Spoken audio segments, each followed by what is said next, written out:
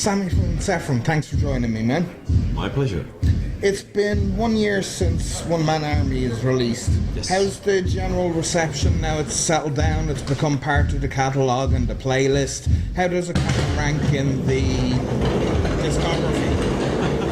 I don't think we ever had this good feedback on any album. I mean, since the first tour, people were singing along, having really aggressive mosh pits going on. And that never happened for us when we release an album. It usually takes a tour or two to people really get into new songs. But with One Man Army, it was instantly people, dare I say, loved the songs. And the reviews were pretty good also. But personally, I think the live feedback is much more important. How much was the analog and I'm gonna butcher his name, Kippo, yeah. Kippo? Yeah. How much did that influence? How much did that shape the sound of the album and the direction? Pretty much. Well, before we even had the recorder producer selected, we talked within the band what do we want, what kind of sound do we want, and we want to have as raw and real, organic sound as possible. No triggers in drums. And when we met Ansi, we explained him what we want. We want the album to sound really tight, raw, live album, because Ensiferum is definitely a live band. And personally, I think the last few albums have kind of lacked some kind of energy that we have on stage.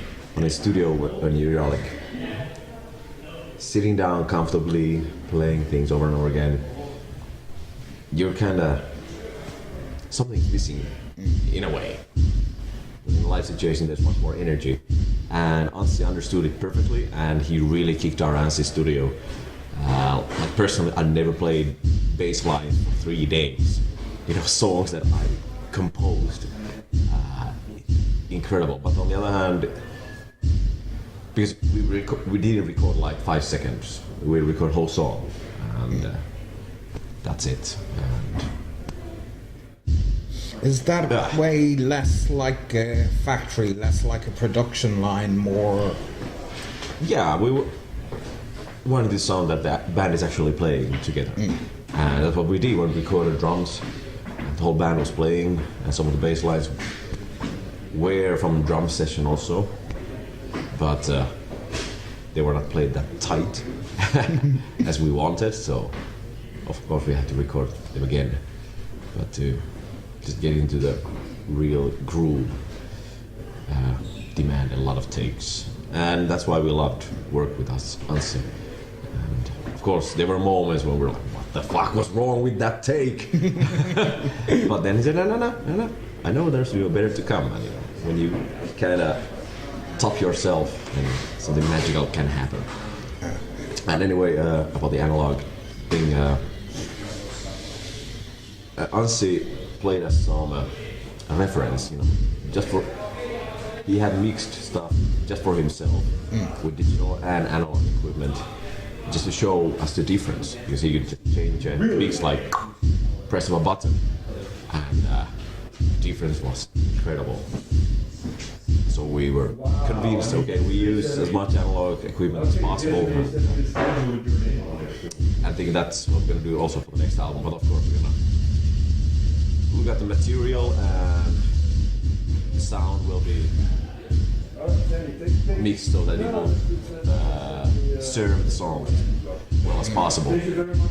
I wanted to ask about Descendants Defiance Domination. Yes. Its epicness, the scope. How do you construct something that large? How did the process come about? How did it fit together with the different moods and tones? Go ahead. All right. Thanks, sir. I don't know.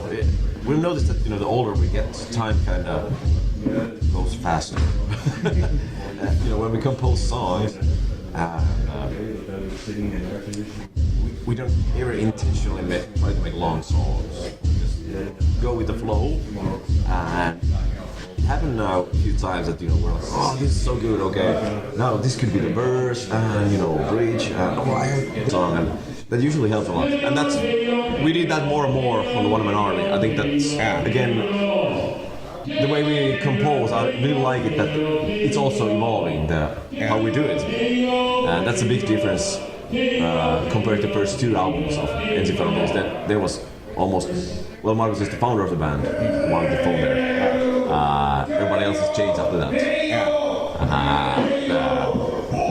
Back in those days, he just composed everything, and the old singer did something. But nowadays, we have raw ideas, sit in a rehearsal room, arrange it together, really like compose stuff as a band. So there's a really big difference, and I really like it. And I also, like 2 weeks ago, we were sitting in a rehearsal room because we're already working with the new album, new songs. I showed the guys a real raw idea I have one song and explained a little bit the story I have in my head, and they like it already. So I always said that I really would like to do someday, one of my favorite bands, Nightwish, does. All of them. He has a story in his head, and then he starts to compose. I really would like to try that approach someday, but that's totally different because 2 of us is the main composer of the band. I don't know how it would work if somebody has a story and they start composing it together. It actually might work because we have really good communication inside the band. Let's see. I have no idea. Did I even answer your question anymore? I just keep talking. It's okay, man. It's okay.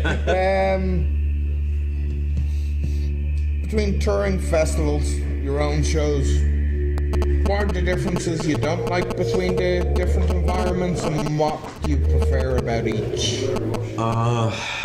Because you seem to, like, from your own show tonight, the tours with Bottom and other bands, Amon and Marth, the cruises, the summer festivals, it seems to, the past 3 years anyway, you seem to be constantly moving. Yes, we like to play live.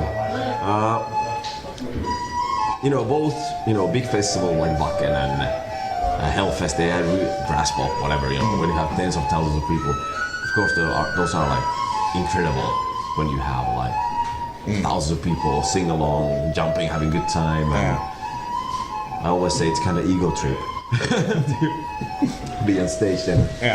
But in a way, it's not so intimate. Like today, I'm sure will be a great show. It's pity that For 6 years now, it's been a stable, solid lineup. Changed label, it seemed like almost a relaunch of the band. Yes. And, the intense focus on the art, and I don't want to label or say niche, but, a definite market appeal. The extra promotion, kind of, how do you balance the business versus the art when it comes to the lifestyle? Because obviously it's something a lot of people have trouble with. I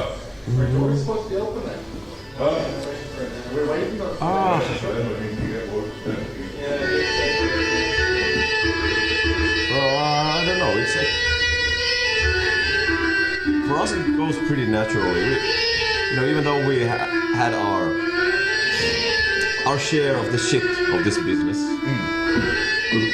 somehow we have managed to surround ourselves with really good people. At the moment, we have really good manager, and those people really help with the business side. And also, Mahi, one of us, has worked in a record label. He used to work in Spine Farm, and so he knows a lot of that kind of stuff. And of course, we have our own company, Ensiferum company. Be away from your families and friends and.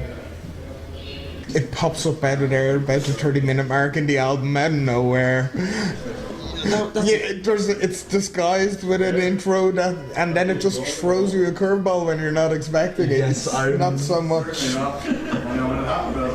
flirting with the sound. You're just kind of grabbing it and running straight with it. Yes, it was so awesome. I can't remember the exact moment how it happened in rehearsal, but we have a policy that everything, no matter how crazy the idea is, has to be tried. If somebody says, let's try this in tango, then we try it in tango. And we try it with open mind. Okay? Does it sound good? Is this better than my original idea?